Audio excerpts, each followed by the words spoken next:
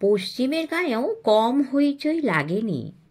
তারা হলো গিয়ে যোদ্ধার জাত, শিকারীর জাত। হিংসা তাদের রক্তের সঙ্গে বয়। পাখি দেখলেই তীর ছুঁড়ে ঝাঁকে ঝাঁকে নামায়। বনে ভালুকের পায়ের ছাপ চোখে পড়লেই তাই দেখে দেখে হয়তো ভালুক মাকেই মেরে ফেলে, বাচ্চাটাকে ঘরে এনে পোষে। চাষাবাদ করে না, মাটির ঘর বাঁধে না, পাহাড়ের গায়ে গুহায় গাছের উপর মাচার ঘরে বাস করে। মন্দির টন্দির নেই ওদের গায়ে। বন এসে গায়ে ঢুকেছে। বন দেবীর পুজো দেয় ওরা ফুলন্ত বড় বড় গাছের তলায়। মুরগি বলি দেয়, বিপদে পড়লে ওঝার কথা মতো চলে। গাছের ফল মূল শিকারের মাংস খায়, দুধ খায়, ঘি মাখন বানায়, ভুট্টার ময়দা পাথরে সেঁকে হাতরুটি বানায়। ফেরিওয়ালাদের কাছে তৈরি কাপড় চোপড় কেনে, টাকার বদলে চমৎকার সব জানোয়ারের চামড়া দেয়। কি সুন্দর সব গোসাপের গিরগিটির চামড়া পাকায়, মখমলের মতো মোলায়েম হয়ে যায়।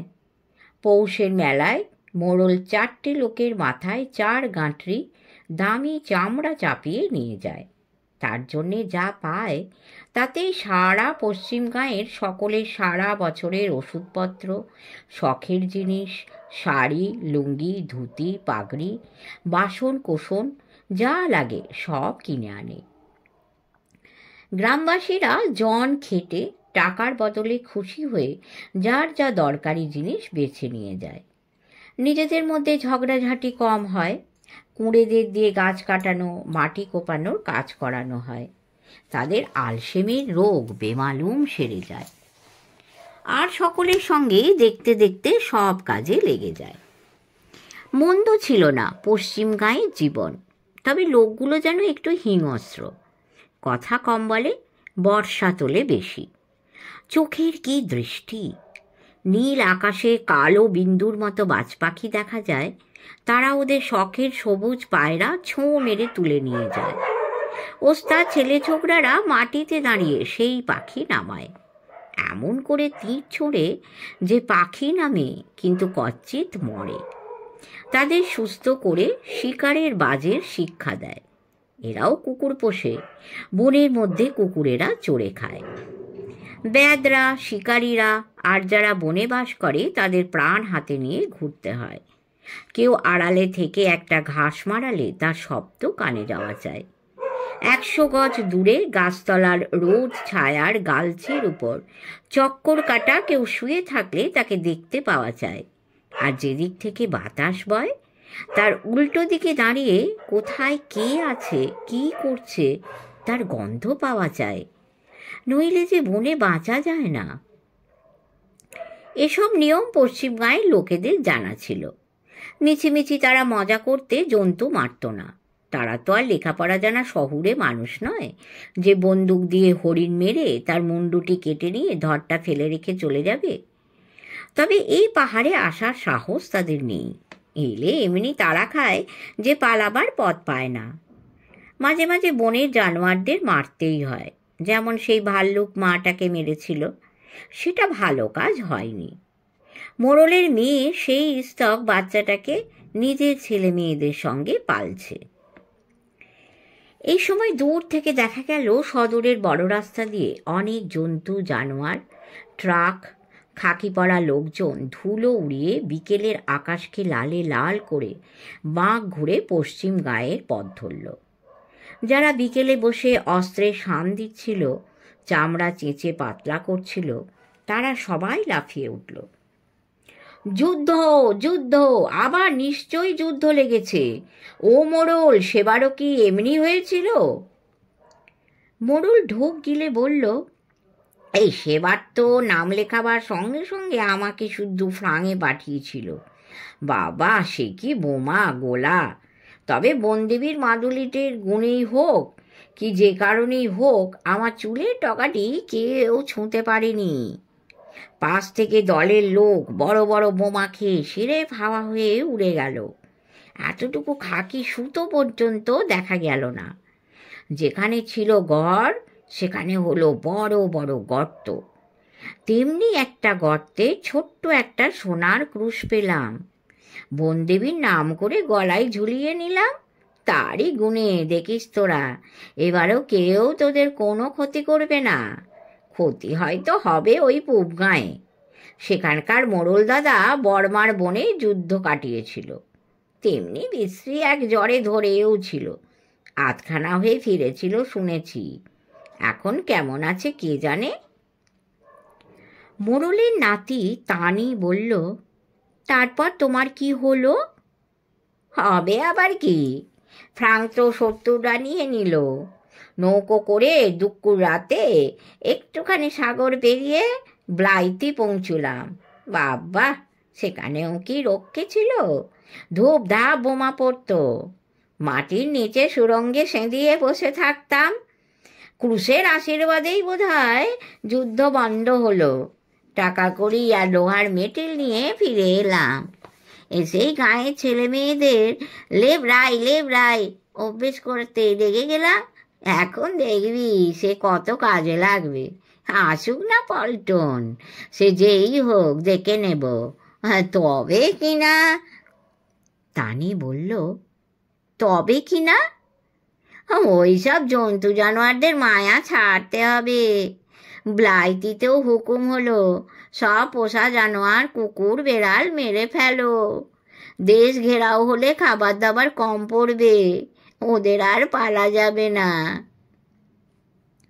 এই অবধি শুনে তানি সঙ্গে সঙ্গে এক পাল নানা বয়সের ছেলে মেয়ে গল্প শোনার লোভে মোড়লকে ঘিরে বসেছিল।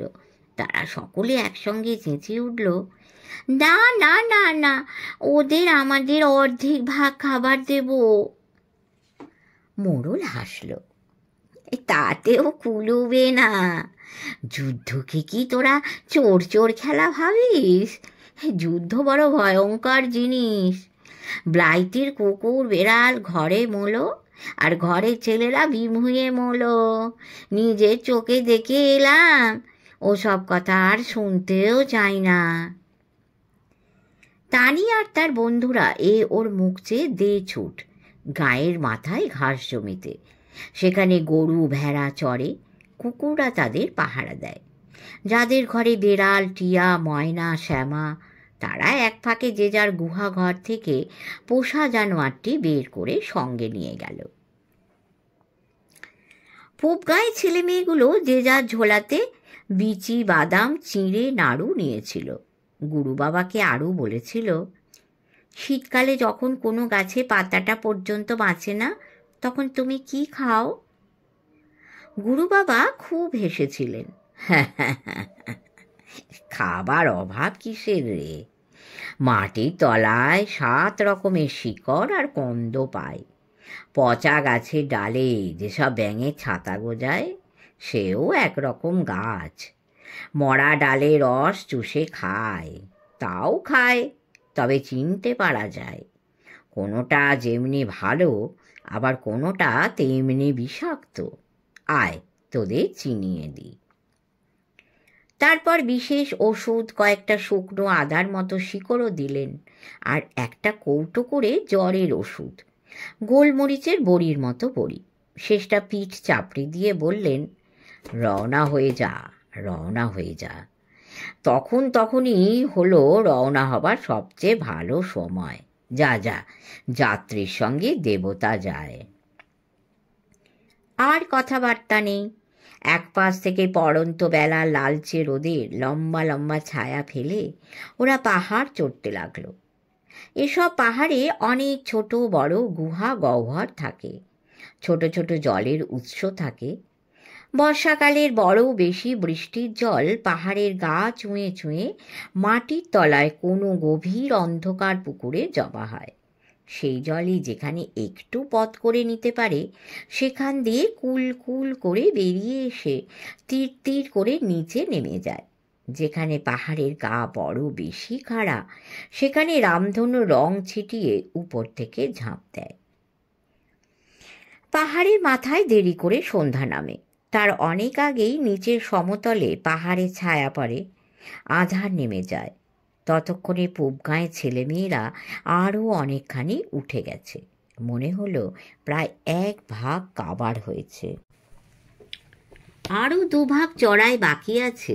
এখানে জমি এবড়ো খেবড়ো, বড় বড় পাথরের চাই, পাহাড়ের গায়ে বড় গুহা, গুহার পাশে ঝর্ণা, গুহার মধ্যে জ্বালানি কাঠের আঁটি।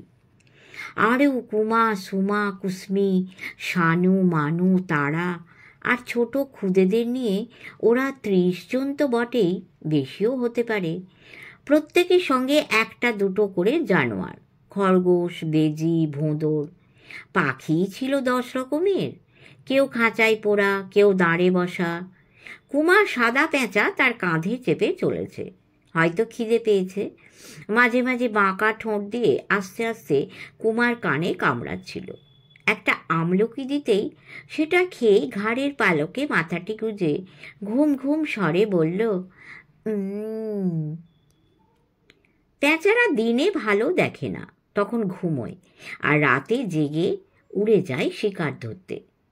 আজ অচেনা পথে কুমার কাঁধ আঁকড়ে সারাদিন আধবোজা চোখে জেগে বসেছিল। ছাগল ছানারা কখন কোলে উঠেছে, দেড়ালরাও মালিকদের ঘাড়ে উঠেছে। হানি আর মুনি আড়ুর 2 লালমুখো বাঁদর 1 পা হাঁটেনি, প্রায় সারাদিন এ গাছ থেকে সে গাছে ঝুলে ঝুলে এসেছে। এখন আড়ুর গলা জড়িয়ে একজন বুকে আর একজন পিঠে ঝুলে দিরিক্তের স্বরে আস্তে আস্তে কিচিরমিচির কিচিরমিচির করছে। যথেষ্ট পাকা বুনো কলা খাওয়া হয়েছে, এখন ঘুমে চোখ জড়িয়ে আসছে। খালি 30 জনের 15টা কুকুর মাথা নিচু করে জিভ ঝুলিয়ে যে যার মনিবের প্রায় গোড়ালির সঙ্গে নাক ঠেকিয়ে চলেছে। সারাদিন তারা আগে আগে দৌড়েছে, থেকে থেকে বনে ঢুকেছে, খরগোশ খেয়েছে, না কাঠবেড়াল খেয়েছে, না ছুঁচো কি মেঠে ইঁদুর ভোজন করেছে। সে বিষয়ে এরা কেউ জানতেও চায়নি। ছোটবেলা থেকে শুনে এসেছে জীব হত্যা মহাপাপ। ফল মূল, দুধ, ঘি, শাক সবজি, দানা বিচি খেয়ে বাঁচতে হয়। আজ আবার গুরু বাবা এ কি উল্টো কথা বললেন? ফলমূল, শাক সবজি, এদের ঠ্যাং নেই, পালাতে পারে না, আর গলা নেই, চেঁচাতেও পারে না, কিন্তু প্রাণটি ঠিকই আছে, জন্মায়ও বটে, মরেও যায়। তাদের তাহলে ধরে খাও কেন? এখনো একেবারে অন্ধকার হয়নি, আকাশে তারা ফুটেছে। কৃষ্ণপক্ষের রাত, ছোট্ট একটা কাস্তের মতো বাঁকা চাঁদ পৃথিবীর কাছে ঝুলে পড়েছে।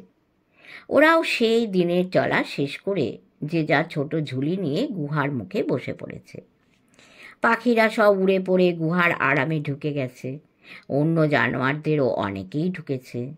খালি হানি আর মুনি আড়ুর কোলের কাছটিতে শুয়ে পড়েছে, আর কুকুররা যে যার মালিকের গা ঘেঁষে চোখ বুজেছে। এমন সময় সুমা কুমা চেঁচিয়ে উঠল, দেখো দেখো, নিচে ও কি! সবাই চেয়ে দেখে পাহাড় তলিতে যেন শয়ে শয়ে জোনাকি জ্বলছে। অত নিচে তো দাবানল লাগে না, দাবানল তো অমন সুন্দর ফুটকি ফুটকি হয় না, অমন থির হয়ে থাকে না।